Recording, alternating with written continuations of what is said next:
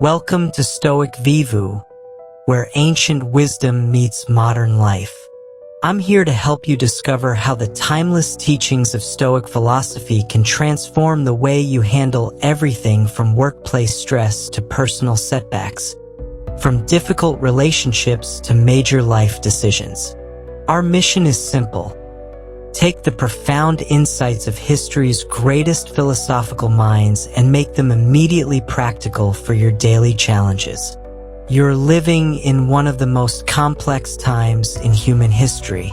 Between social media pressure, career uncertainty, relationship challenges, and the constant noise of modern life, it's easy to feel overwhelmed.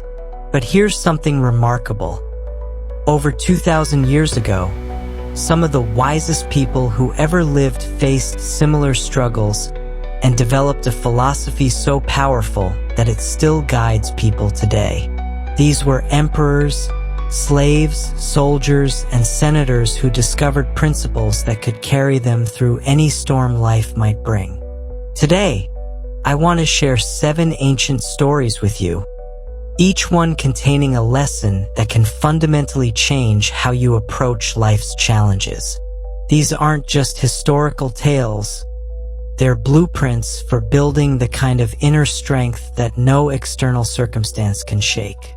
When you understand these stories, you'll discover that you already possess everything you need to handle whatever life throws your way.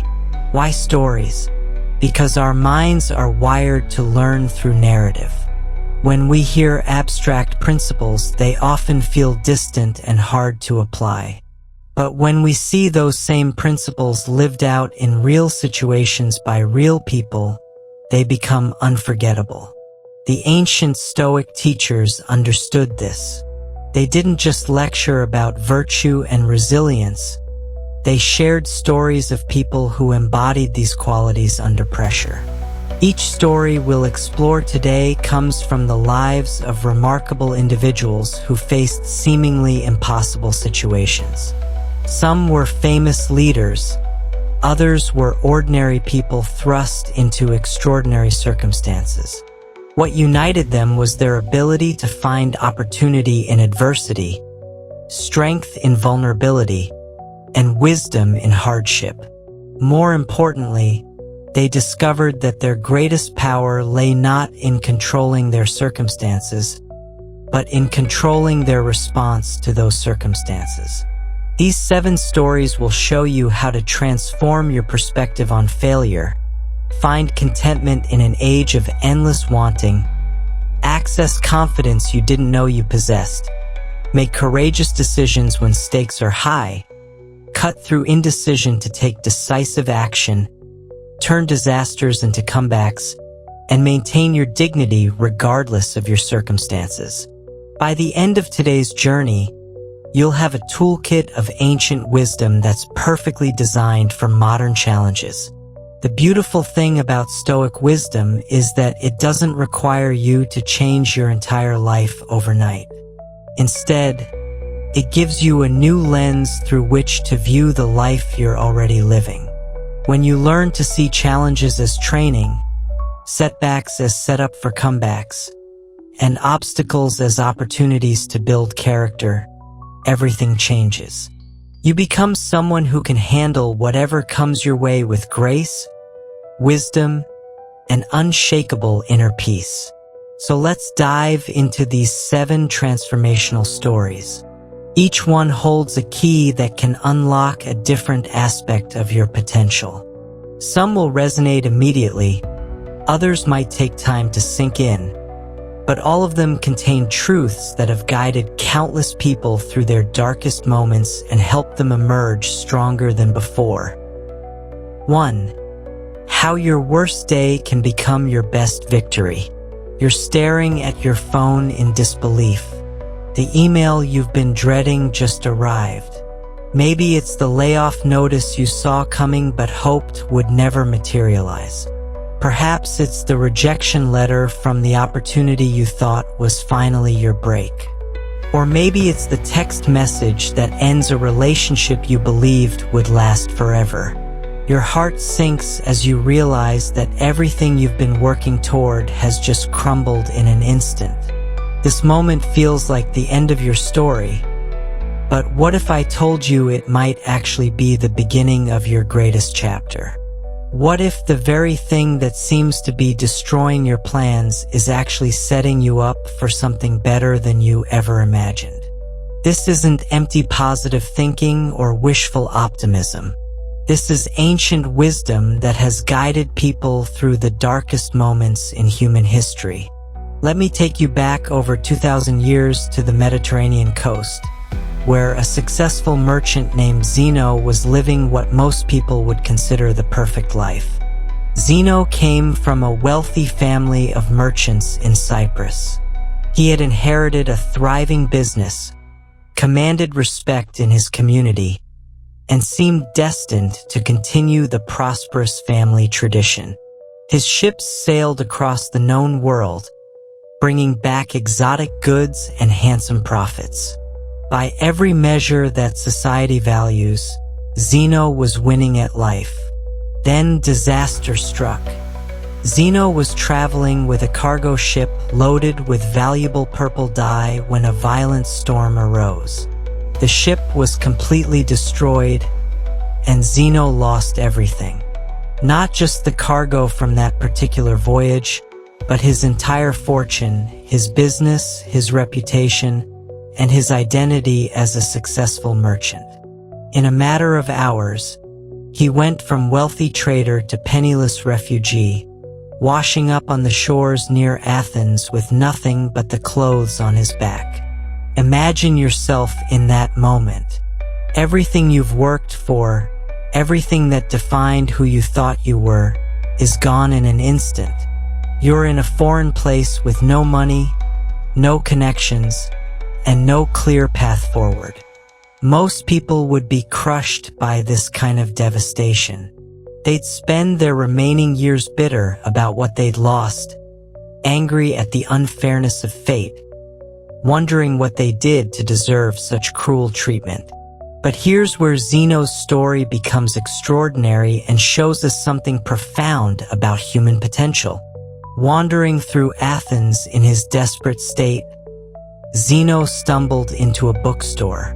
The owner was reading aloud from the works of Socrates, sharing stories of wisdom, virtue, and the examined life. For the first time, Zeno heard ideas that resonated deeper than any business success ever had. He discovered philosophy. That accidental encounter changed everything. Zeno began studying with the great teachers of Athens, learning about wisdom, justice, courage, and self-discipline. He discovered that there was something more valuable than purple dye or merchant profits. He found a way of living that could never be taken away by storms, thieves, or bad luck. Eventually, Zeno would establish his own school of philosophy in a place called the Stoical, or Painted Porch. That school became known as Stoicism, and its teachings have guided everyone from Roman emperors to modern-day leaders through their greatest challenges. Years later, reflecting on his journey from successful merchant to founder of one of history's most influential philosophies, Zeno made a statement that captures the essence of Stoic wisdom. I made a prosperous voyage when I suffered a shipwreck. Think about the profound truth in that statement.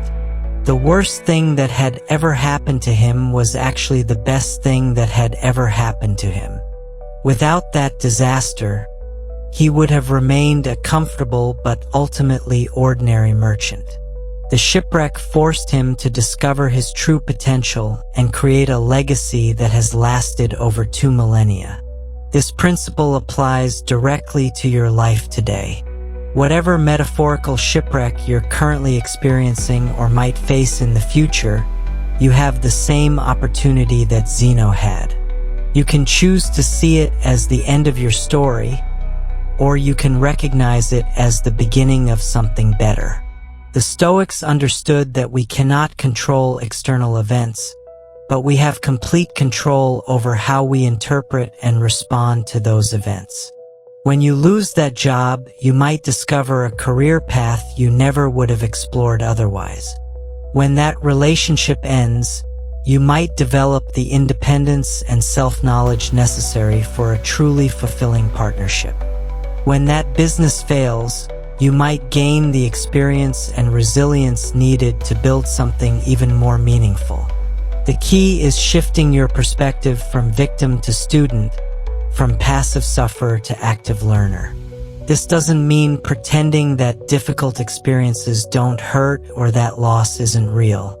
Zeno genuinely lost his fortune and his old way of life. The pain and disorientation were real. But the Stoics teach us that within every genuine loss lies the seed of potential gain, if we're wise enough to look for it and brave enough to nurture it. The question isn't whether challenges will come. They will.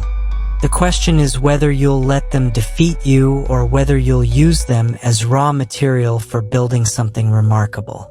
Zeno's shipwreck teaches us that sometimes the universe has to destroy our small plans to make room for our bigger destiny. Your current challenge might not feel like a gift, but it could be exactly what you need to discover capabilities you never knew you possessed.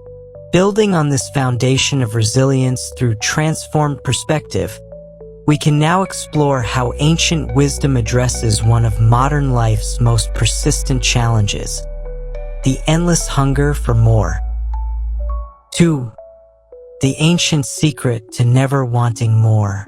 You're scrolling through your social media feed during your lunch break, and with each swipe, a familiar feeling grows in your chest. There's your college friend posting photos from their European vacation while you're eating a sandwich at your desk.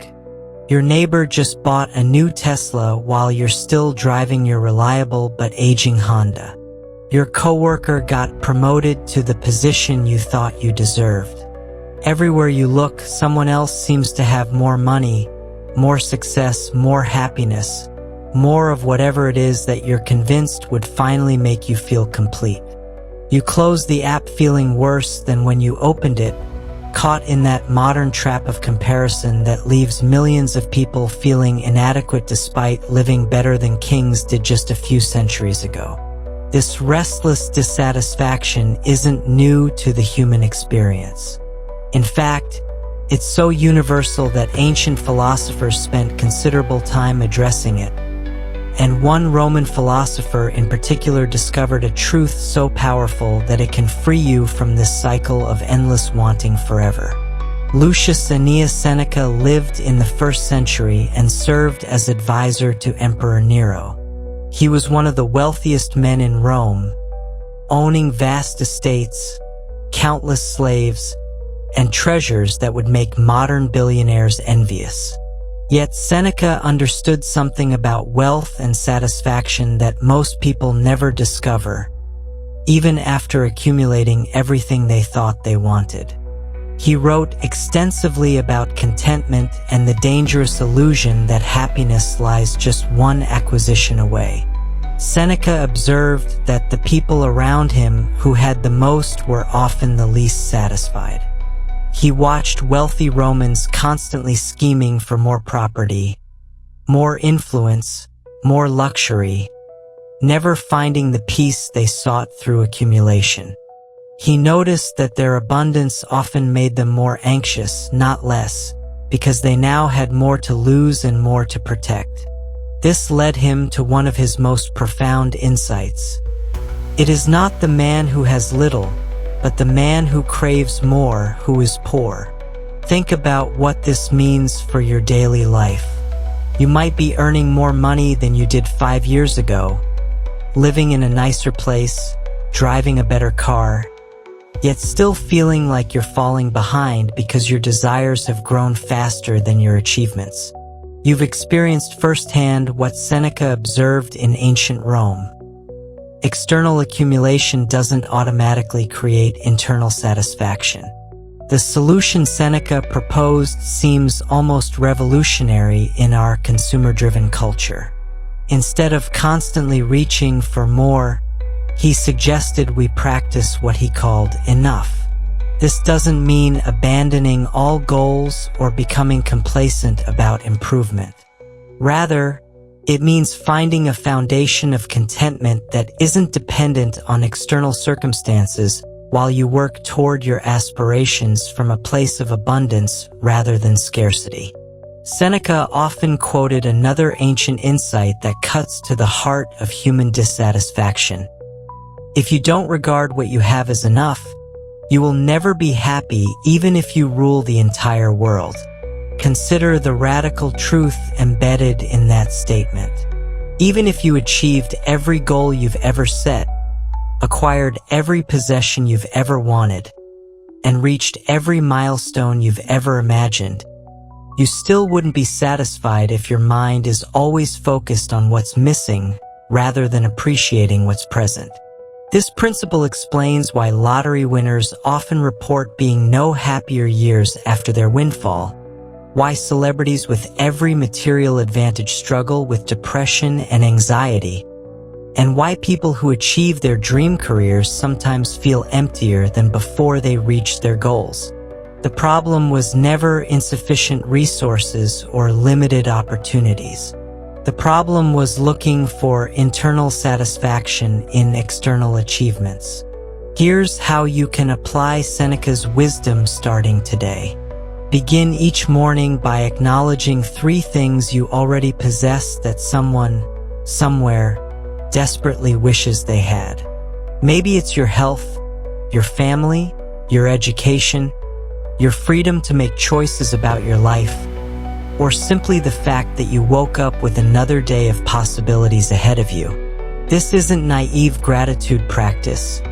It's strategic mental training that builds your capacity for contentment. When you feel that familiar pang of envy or dissatisfaction, remember that you're experiencing what Seneca called the poverty of craving. The cure isn't getting more stuff, it's shifting your focus from what you lack to what you possess. You have access to information that ancient emperors could never dream of. You have travel opportunities that would astound previous generations. You have medical care, entertainment options, and communication capabilities that represent the accumulated achievements of human civilization. Seneca also practiced what Stoics call voluntary discomfort, deliberately experiencing simple living to remind himself that his happiness didn't depend on luxury. You don't need to sleep on floors or eat only bread, but you can occasionally choose simplicity over excess to remember that most of what you think you need, you actually just want. Take a week off from your usual entertainment subscriptions. Walk or bike instead of driving when possible. Cook simple meals instead of ordering elaborate takeout. These small practices remind you how little you actually need to be content. The most liberating aspect of understanding enough is how it transforms your relationship with goals and ambition. When you're working towards something from a place of appreciation rather than desperation, you make better decisions. You're not driven by fear of missing out or the anxiety of falling behind. Instead, you're motivated by genuine growth and contribution. You can pursue opportunities enthusiastically while holding them lightly, knowing that your fundamental well-being doesn't depend on any particular outcome. This shift in perspective creates what Seneca called true wealth, which he defined as having enough to be content while remaining free to pursue meaningful goals. When you achieve this balance, you discover that you already possess something more valuable than anything money can buy: the ability to find satisfaction in life as it is while working to make it even better. Ultimately, Seneca's teaching reveals that the person who understands enough has already won the most important game there is to win. They've achieved something that no amount of money can buy and no external circumstance can take away: genuine contentment with life as it is, combined with the motivation to make it even better from a place of abundance rather than scarcity. With this foundation of contentment established, we can now explore how to access the unshakable confidence that lies dormant within you, waiting for the right moment to emerge and guide you through any challenge. 3. Discover the unshakable confidence already inside you. You're standing outside the conference room where you're about to give the most important presentation of your career. Your palms are sweating, your heart is racing, and that familiar voice in your head is running through every possible way this could go wrong. You've prepared for weeks, you know the material inside and out, but doubt creeps in anyway. What if you freeze up? What if they ask questions you can't answer? What if you're simply not qualified for this level of responsibility? This feeling of imposter syndrome is so overwhelming that you almost consider walking away from the opportunity entirely. If these doubts sound familiar, you're experiencing something that even the most powerful person in the ancient world struggled with. Marcus Aurelius, who would become the emperor of Rome and one of history's greatest philosophers, felt exactly the same way when he learned he was destined for ultimate responsibility.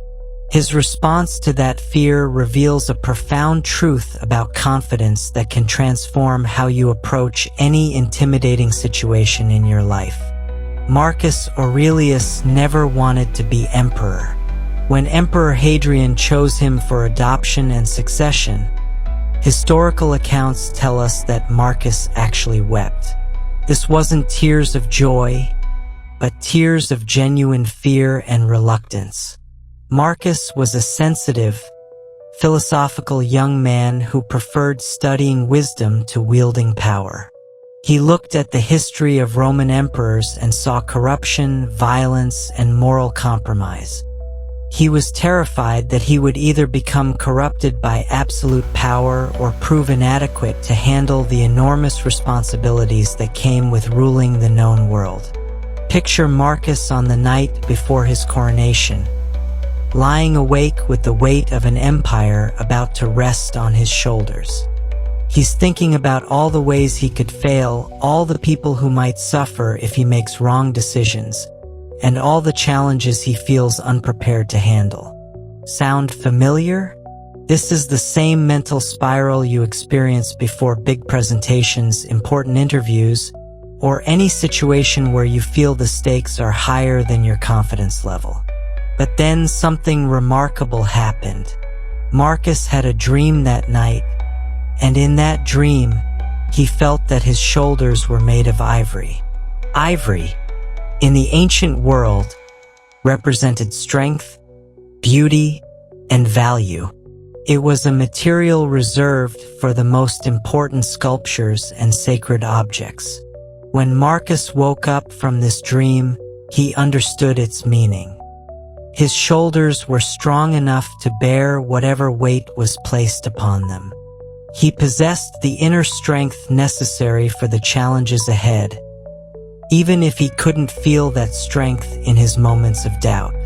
This wasn't magical thinking or supernatural intervention. This was Marcus's unconscious mind communicating a truth that his conscious fear had been obscuring.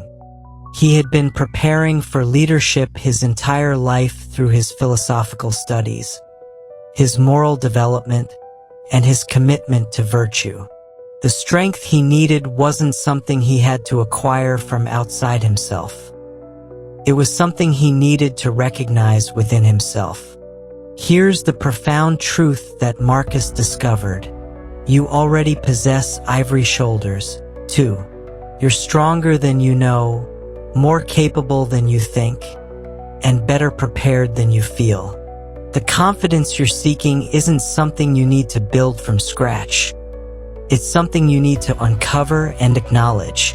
Every challenge you've navigated, every problem you've solved, every difficult decision you've made has been strengthening those ivory shoulders, even when you didn't realize it. Think about your own life for a moment. You've already survived every difficult day you've ever faced. You've found ways through problems that once seemed impossible. You've learned skills, developed relationships, and gained experience that your younger self couldn't have imagined. You've been training for this moment your entire life, even when you didn't know what you were training for. The confidence that Marcus Aurelius accessed through his dream is available to you right now. It's not dependent on feeling fearless or having all the answers. True confidence is knowing that you can handle whatever comes your way, not because you're perfect or because you'll never make mistakes, but because you've demonstrated resilience and adaptability throughout your life. You've been building those ivory shoulders through every challenge you've faced and overcome.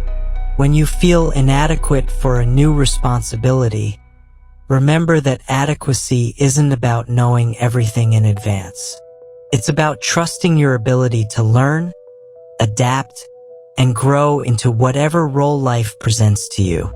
Marcus Aurelius didn't become a great emperor because he felt ready for the job. He became great because he committed to growing into the role with wisdom, humility, and dedication to serving something larger than himself. The next time you face a situation that feels bigger than your current confidence level, pause and connect with your ivory shoulders. Remember every obstacle you've already overcome, every skill you've already developed, every moment when you've risen to meet a challenge. That track record isn't accidental. It's evidence of capabilities that are part of your fundamental nature. You don't need to wait until you feel completely confident to take action. Marcus Aurelius stepped into his role as emperor despite his fears, and those same fears actually made him a better leader because they kept him humble and focused on serving others rather than serving his ego. Your self-doubt might actually be a sign that you care enough about doing well to take the responsibility seriously. Therefore, the confidence you seek isn't about eliminating all uncertainty or fear. It's about recognizing that you've been developing the strength to handle uncertainty throughout your entire life. Those ivory shoulders have been there all along, strengthened by every challenge you've faced, waiting for you to acknowledge their power and step forward into whatever opportunity awaits you. Building on this recognition of your inner strength, we can now explore how small acts of courage, sustained by this confidence, can create extraordinary changes in the world around you. For how 30 seconds of courage can change everything.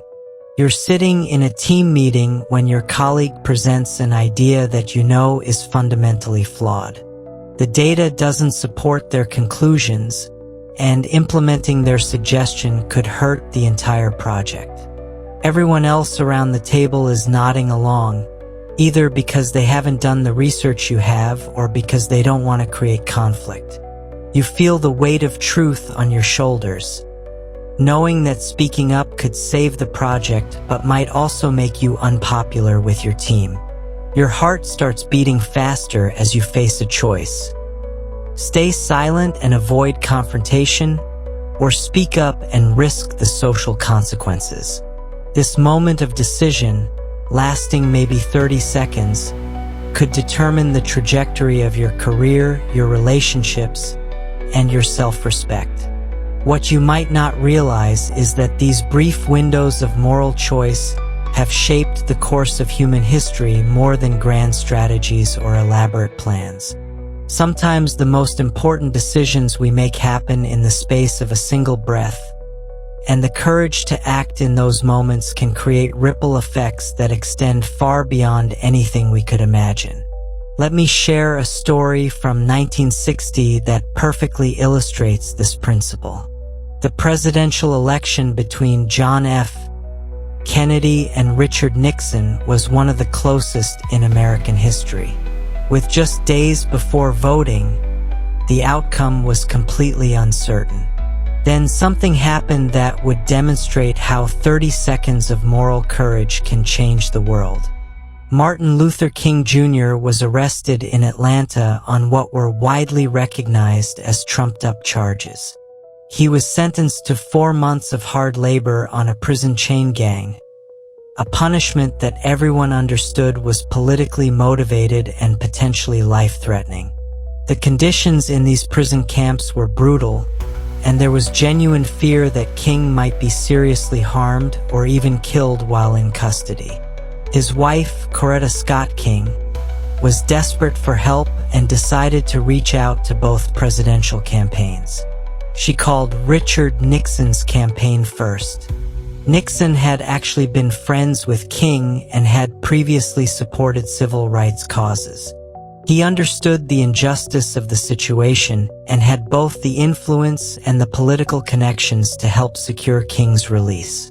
But Nixon's advisors were terrified about alienating Southern voters who opposed civil rights.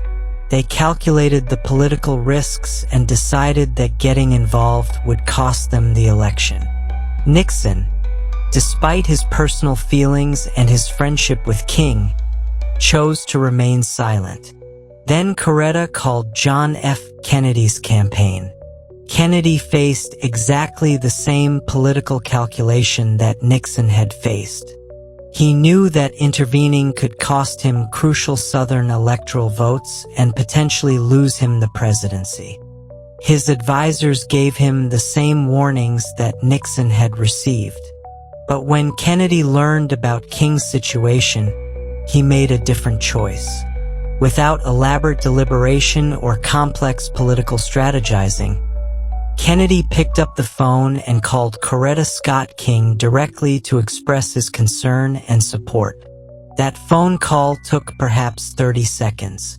Kennedy then made another brief call to the judge handling King's case, again expressing his concern about the situation. These weren't grand speeches or elaborate interventions, just 2 simple phone calls made by a man who decided to do what felt right regardless of the political consequences. Kennedy's brother Robert also worked behind the scenes to help secure King's release. The news of Kennedy's intervention spread quickly through the African American community. King himself was stunned by the contrast between the 2 candidates' responses. He later said that he had always regarded Nixon as a friend and had been considering endorsing him, but after this incident, he viewed Nixon as a moral coward. The black community rallied to support Kennedy, and their votes provided the narrow margin of victory in one of the closest elections in American history. Think about the magnitude of what happened here. Kennedy won the presidency by approximately 35,000 votes out of nearly 70 million cast. Those 2 brief phone calls, motivated by simple human decency rather than political calculation, changed the course of American history. Had Nixon made those same calls instead of Kennedy, the entire trajectory of the civil rights movement, the space program, and countless other historical developments would have been different. This story reveals something profound about the nature of courage and its consequences. We often think of bravery as dramatic, large-scale action, but most moral courage happens in small moments of choice. It's the decision to speak up when something isn't right, to help when helping involves risk, to choose principles over convenience when no one is watching and keeping score. The Stoics understood that virtue isn't about grand gestures or heroic moments that get written into history books. As Marcus Aurelius wrote in his personal journal, virtue is about doing the right thing consistently, regardless of whether anyone notices or appreciates it. He believed that the right action carries its own reward, independent of external recognition or approval. Kennedy's story illustrates this perfectly. He didn't make those phone calls because he calculated that they would win him the election. In fact, his advisors warned him that they might lose him the election. He made them because his conscience told him they were the right thing to do. The positive outcome was a bonus, not the motivation for his actions. You face similar moments of moral choice regularly, even if the stakes seem smaller. When you see a coworker being treated unfairly, when you witness discrimination or harassment, when you have the opportunity to stand up for someone who can't stand up for themselves, you're facing the same fundamental decision that Kennedy faced. Will you choose the safe path of non-involvement, or will you choose the uncertain path of doing what's right? The Stoics taught that courage isn't the absence of fear, it's action in the presence of fear. Kennedy was certainly afraid of the political consequences of his intervention. Nixon was afraid too, and he let that fear determine his choice. The difference wasn't in their fear levels, but in their willingness to act despite the fear when moral clarity demanded action. Essentially, every day presents you with opportunities to practice this kind of 30-second courage.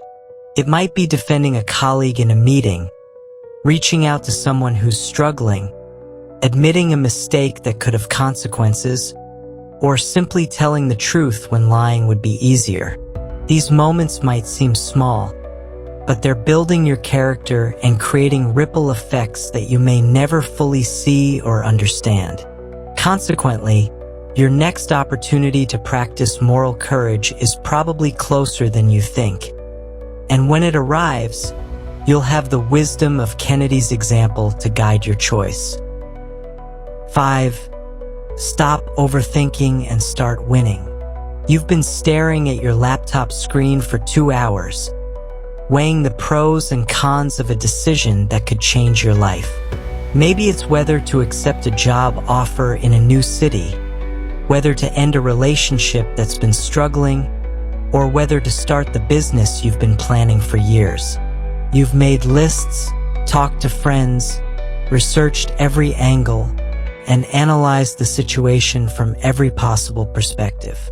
Yet here you are, still frozen in analysis, still waiting for that perfect moment of clarity when the right choice becomes obvious and risk-free. Meanwhile, opportunities are slipping away. The job offer has an expiration date. The relationship continues to deteriorate while you deliberate. The market window for your business idea is closing as competitors move forward with similar concepts. You're stuck in what psychologists call analysis paralysis, but what the ancient Stoics recognized as one of the most dangerous traps the human mind can create for itself. This tendency to deliberate endlessly instead of acting decisively isn't a modern problem created by too many options or information overload. It's a fundamental human weakness that has been sabotaging people's potential for thousands of years. Fortunately, the Stoics developed powerful strategies for cutting through indecision and taking effective action, strategies that are perfectly suited for the complex decisions you face in modern life. Consider this story from ancient Greece that illustrates the cost of excessive deliberation. A Spartan general was marching his army through Greek territory, and his approach to foreign relations was both simple and effective. As his forces approached each city-state and kingdom along their route, he would send messengers ahead with a straightforward question, friend or foe? The message was clear. Declare your intentions immediately, and we'll proceed accordingly. If you're friendly, we'll pass through peacefully. If you're hostile, we'll treat this as enemy territory.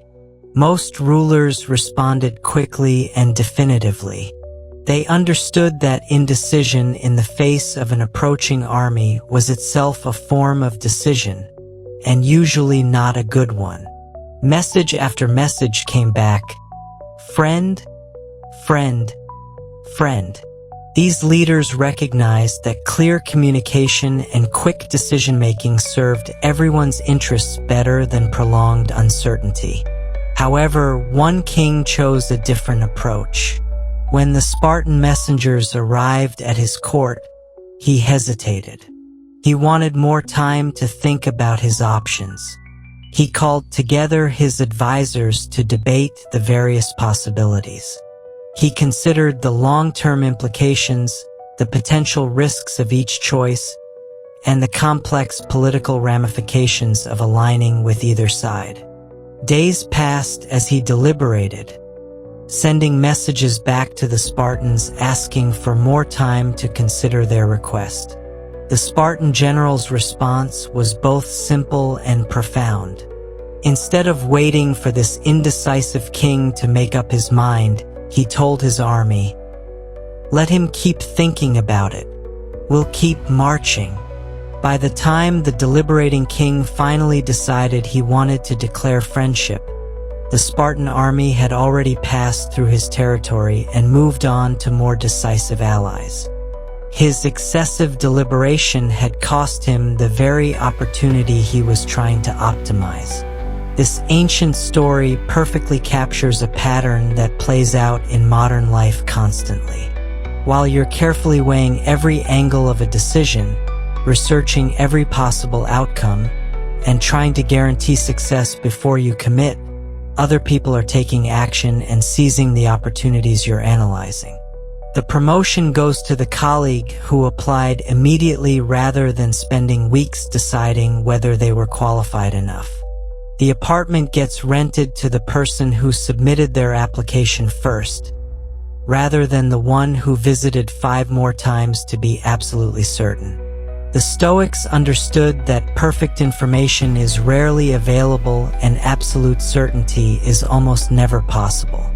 Seneca wrote that we must make decisions based on the best information we have at the time, knowing that waiting for complete certainty often means missing the opportunity entirely. Marcus Aurelius taught that the person who waits for ideal conditions will never accomplish anything meaningful, because ideal conditions rarely exist in the real world.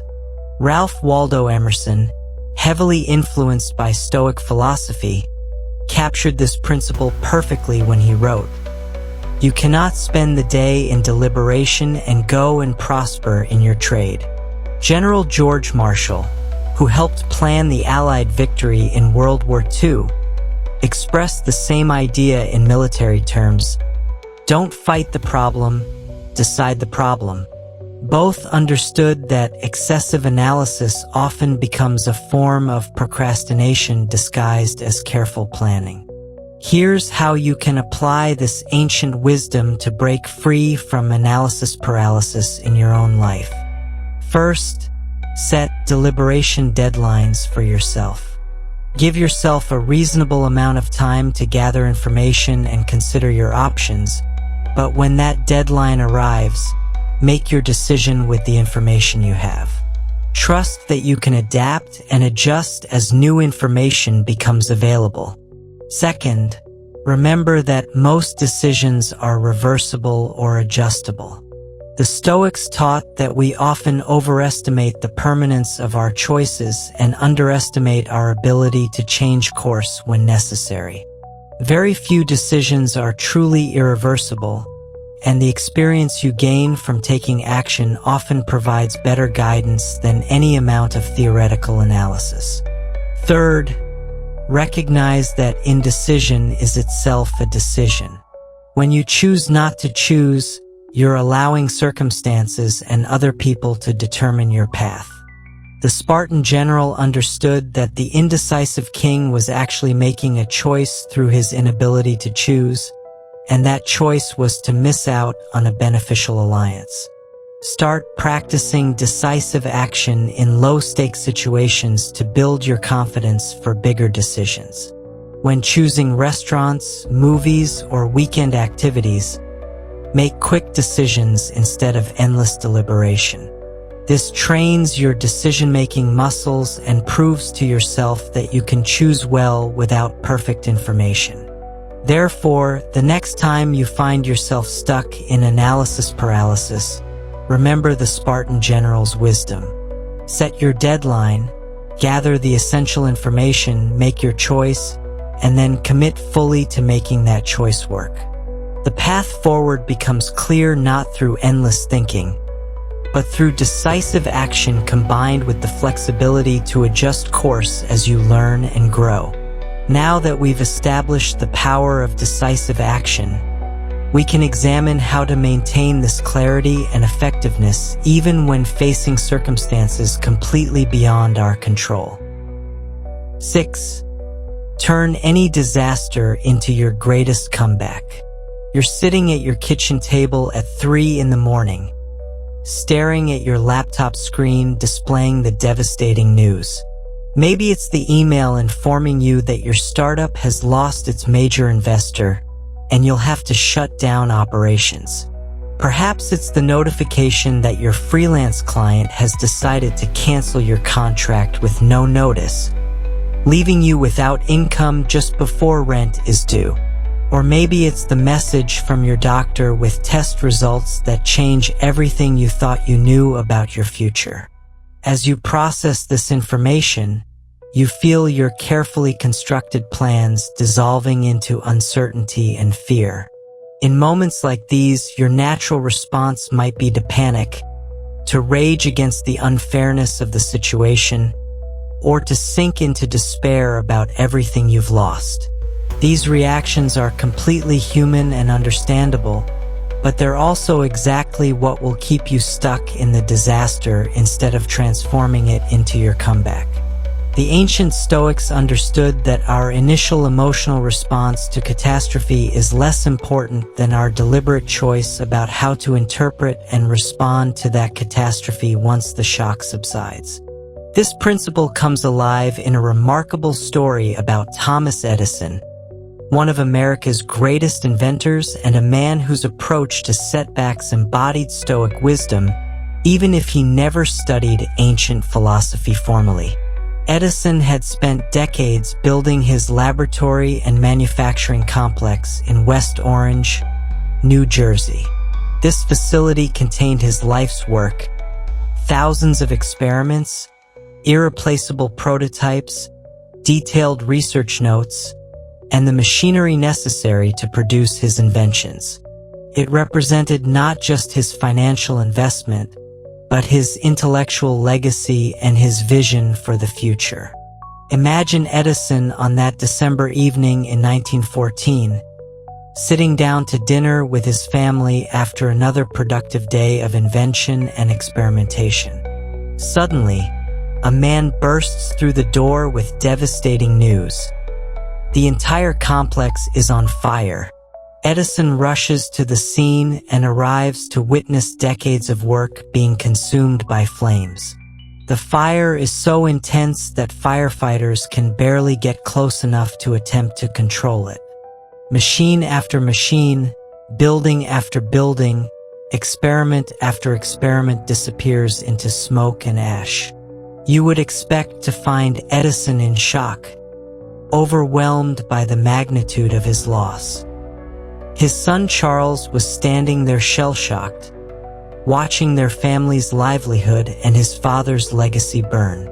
Most people in Edison's position would have been crushed by this kind of devastation. They would have spent their energy raging about the injustice, mourning what was lost, or falling into despair about starting over at such a late stage in life.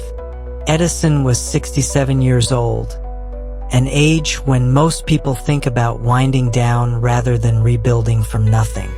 But Edison's response reveals something extraordinary about human resilience and the power of Stoic thinking. Instead of being paralyzed by the disaster, Edison turned to his son and said something that has become legendary. "Go get your mother and all her friends. They'll never see a fire like this again." He was telling his family to come witness the spectacular destruction, to appreciate the sheer scale and unusual nature of what they were experiencing. Some people thought Edison had lost his mind, but his response was actually rooted in profound wisdom that the Stoics would have recognized immediately. Edison was applying what the ancient philosopher Epictetus taught about the dichotomy of control. Some things are within our power to influence, and some things are completely outside our control. The fire was clearly in the second category. No amount of anger, grief, or regret was going to restore his burned laboratories or bring back his lost work. Edison understood that he had a choice in that moment. He could focus his mental energy on lamenting what was gone, or he could focus on what came next. He chose to treat the fire as what Marcus Aurelius would have called an opportunity to practice virtue. Edison even quoted from a Rudyard Kipling poem about treating both triumph and disaster as imposters, recognizing that neither success nor failure defines our fundamental worth or determines our future possibilities. The next day, Edison spoke to reporters with a perspective that perfectly embodied Stoic resilience. He said that he had been through similar challenges before, and that starting over prevents an old man from getting bored. Instead of seeing the fire as the end of his productive life, he saw it as an interesting new project. Within days, Edison had secured a $1 million loan from Henry Ford to begin rebuilding. Within 6 weeks, part of the facility was operational again.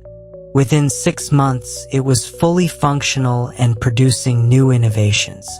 But here's the most remarkable part of the story. The third act of Edison's career, the period after the fire, became one of his most productive and profitable phases. The disaster that seemed to end his work actually launched him into a new period of creativity and success. The fire forced him to rebuild with better designs, improved efficiency, and updated technology that made his new laboratory superior to what he had lost. This teaches us something crucial about resilience and the hidden opportunities that exist within apparent disasters. When everything familiar is stripped away, we're forced to rely on our core capabilities and creativity in ways that comfort and security don't require. Edison discovered resources within himself that might have remained dormant if his comfortable routine had never been disrupted. Clearly, then, Edison's response to his fire demonstrates the Stoic principle that our power lies not in preventing difficulties, but in transforming our relationship with those difficulties when they inevitably arise.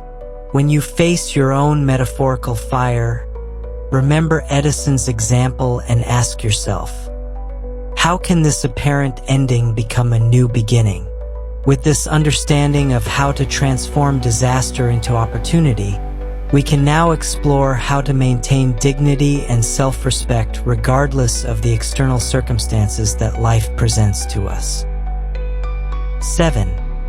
Find your true worth beyond any job title. You're walking out of the office carrying a cardboard box with your personal belongings, trying to process what just happened.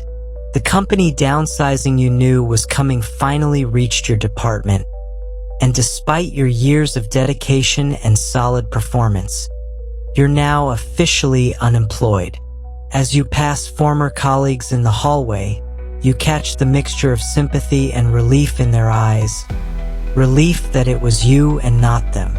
Tomorrow, you'll have to update your LinkedIn status from your respected professional title to something much less impressive, and you're already dreading the conversations with family and friends who will ask what happened and what comes next. The shame feels almost unbearable. You've built your identity around your career success, your professional achievements, and the respect that came with your position.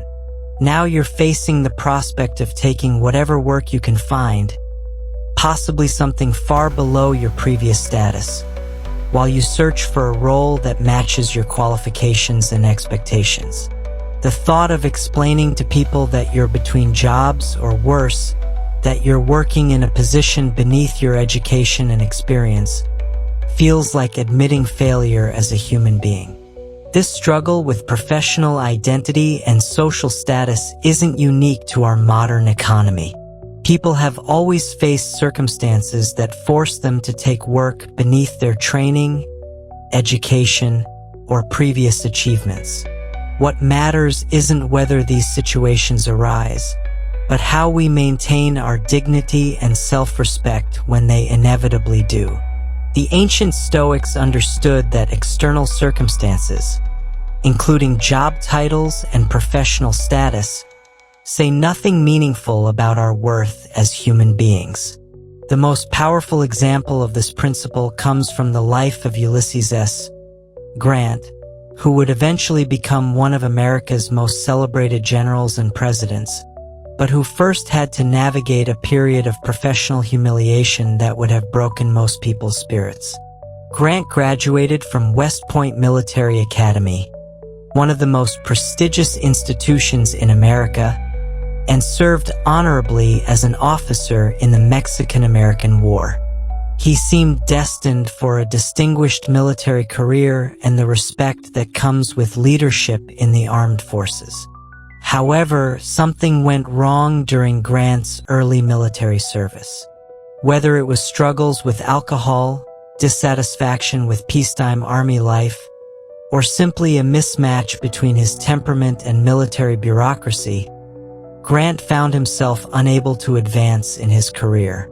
The promising young officer who had graduated from West Point and proven himself in combat was stuck in remote postings with little hope of promotion or meaningful responsibility.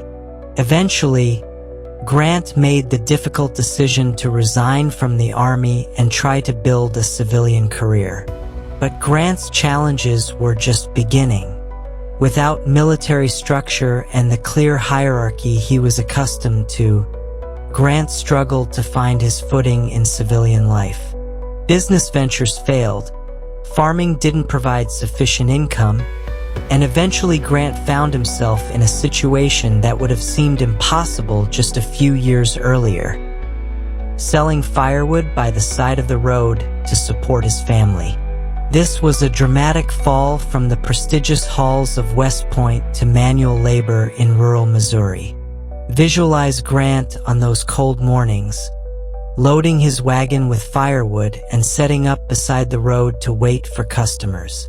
People who had known him as Captain Grant now saw him as just another struggling laborer trying to make ends meet. One day, an old friend from his West Point days came riding by. This former classmate was still in the military, still climbing the ranks, still on track for the kind of career that Grant had once expected for himself. The encounter was awkward and painful. Grant's former classmate was clearly embarrassed to see his old friend in such reduced circumstances. Finally, unable to contain his shock and concern, the friend asked, "Good God, Grant, what are you doing?" It was the kind of question that contained all the judgment and pity that Grant had been dreading, the question that highlighted just how far he had fallen from social expectations and professional prestige. Grant's response reveals the essence of Stoic dignity in difficult circumstances. Without shame or defensiveness, he looked at his old friend and said simply, "I'm solving the problem of poverty."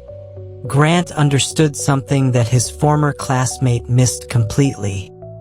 There is no shame in honest work undertaken to meet genuine responsibilities. Grant wasn't selling firewood because he was lazy or because he had given up on his potential. He was selling firewood because he had a family to support and bills to pay, and he was willing to do whatever honorable work was necessary to meet those obligations. This response embodies what Marcus Aurelius wrote about in his personal journal. "Accept without arrogance, let go with indifference." Grant accepted his current circumstances without allowing them to diminish his sense of personal worth. He understood that his value as a human being wasn't determined by his job title, his income level, or other people's opinions about his career trajectory. He was solving a practical problem with practical action, and there was dignity in that solution regardless of what others thought about it. The remarkable thing about Grant's story is what happened next. Just a few years after selling firewood by the roadside, Grant would be commanding enormous armies during the Civil War. A few years after that, he would be President of the United States. But here's the crucial point. Grant didn't become worthy of those positions because he achieved them. He was always worthy of respect and dignity, whether he was selling firewood or commanding armies or leading the nation. This teaches us something revolutionary about professional setbacks and career challenges. Your worth as a person isn't determined by your job title, your salary, your office location, or your position on the organizational chart. These external markers might reflect certain skills or opportunities, but they don't reflect your fundamental value as a human being. Thus, when you face professional difficulties or find yourself in work that feels beneath your qualifications, remember Grant's example. Focus on solving the immediate problem with integrity and dedication, knowing that your current circumstances are temporary and your character is permanent. Handle whatever honest work comes your way with the same professionalism and dignity you would bring to your dream job. Through all circumstances, high and low, the person who understands their true worth remains unshakable, ready to transform any situation into an opportunity for growth and contribution. Your journey to Stoic strength starts today. You've just discovered 7 profound truths that have guided remarkable people through extraordinary challenges for over 2,000 years. These aren't just inspiring stories from the past.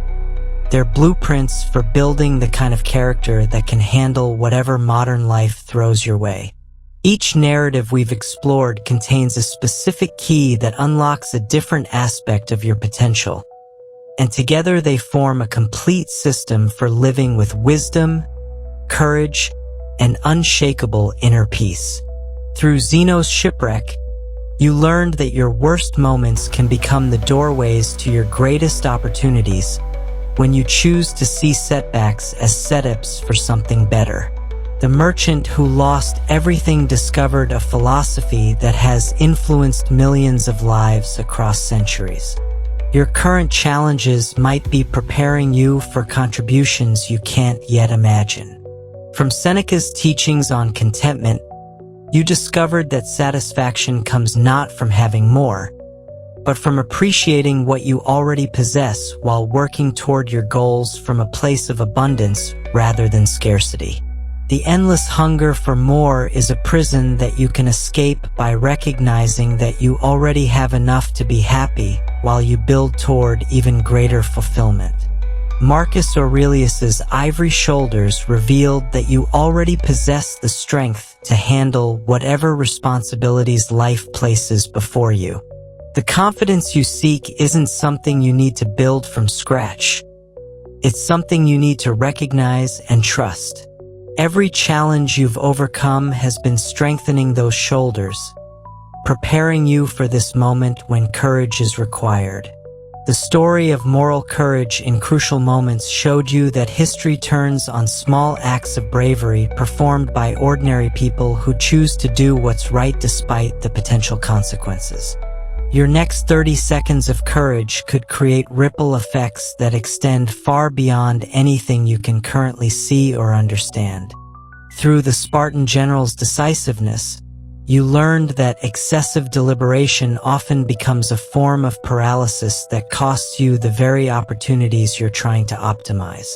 Sometimes the best decision is simply to decide, knowing that you can adjust course as new information becomes available while maintaining forward momentum. Edison's response to disaster taught you that circumstances beyond your control become raw material for building something even better when you focus on what you can influence rather than lamenting what you've lost. Every ending contains the potential for a new beginning if you're wise enough to look for it and brave enough to act on it. Finally, Grant's dignity in difficult circumstances demonstrated that your true worth has nothing to do with your job title, your income level, or other people's opinions about your status. Your character is what matters, and that character is revealed most clearly in how you handle challenges rather than how you enjoy successes. These 7 principles work together to create what the Stoics called an unshakable life, a way of living that remains stable and meaningful regardless of external turbulence. You don't need to wait for perfect conditions or ideal circumstances to begin applying this wisdom.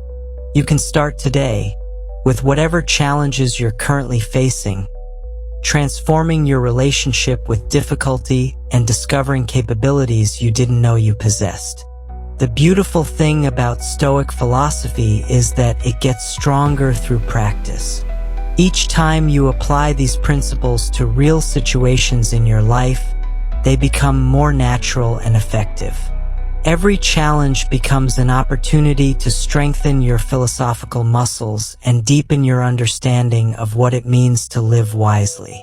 If these stories have resonated with you and you want to continue developing your understanding of Stoic wisdom for modern life, make sure to subscribe to the Stoic Vivu channel. We're building a community of people committed to applying ancient wisdom to contemporary challenges, and your presence makes our collective journey stronger.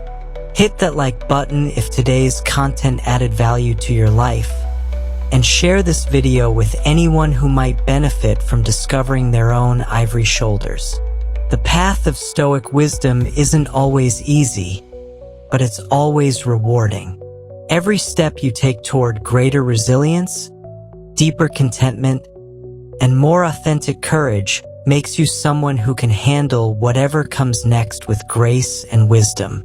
Your journey to unshakable inner strength begins with your very next decision to see challenges as training rather than obstacles, and that decision starts right now.